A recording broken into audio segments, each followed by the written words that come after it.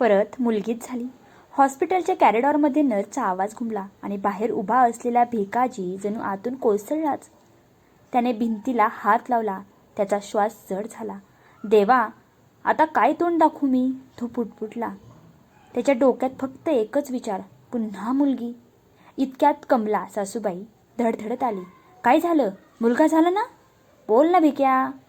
भिकाजीने तिच्याकडे बघितलं, पण शब्द बाहेर आले नाहीत.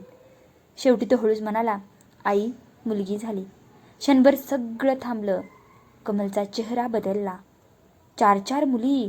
देवा, काय पाप केलं आपण. तिने कपाळावर हात मारला. आत बेडवर पडलेली सारिका सगळं ऐकत होती. तिच्या डोळ्यांतून अश्रू वाहत होते. ती स्वतःशीच म्हणत होती, मी काय चूक केली? मी आई आहे की दोषी? नर्सने बाळ तिच्या हातात दिलं.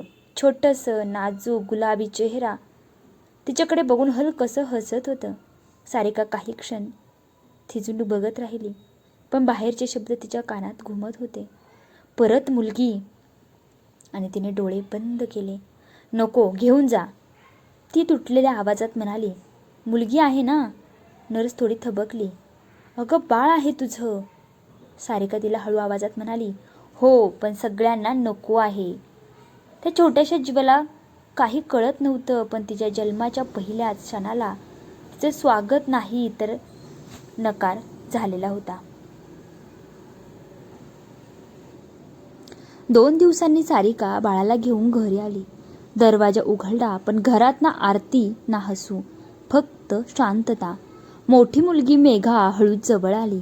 आई, बाळ दाखव ना, मी खेळवते त्याला. सारिका अचानक चिडली. जा बाजूला, अजून किती मुली बघायच्या? मेघा दचकली. तिच्या डोळ्यांतून हसू विरलं. ती हळूच मागे गेली.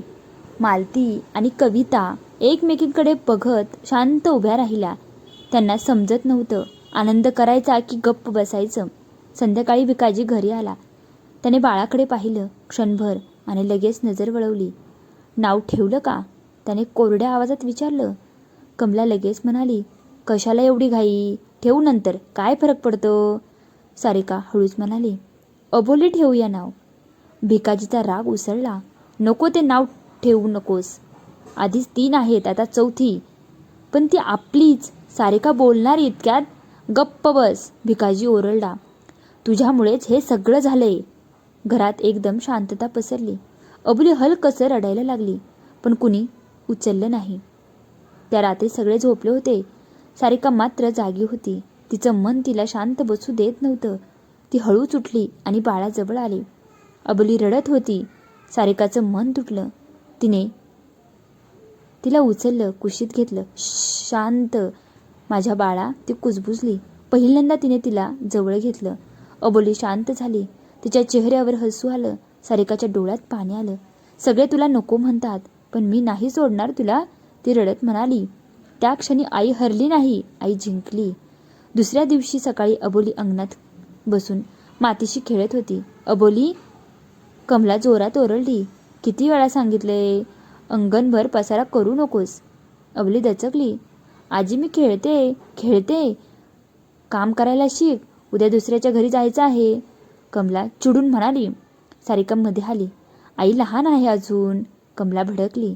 लहान आहे म्हणूनच सांगते. 4 मुली, लोक हसतात आपल्यावर. सारिका गप्प बसली. अबोली शांतपणे माती साफ करू लागली.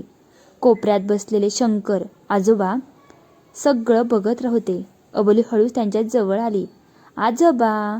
शंकरराव हसले. काय ग, मी वाईट आहे का? ती विचारली. शंकरच्या डोळ्यात पाणी आलं. नाही ग, तू खूप छान आहेस. पण सगळे रागावतात का? अबोलीने विचारलं.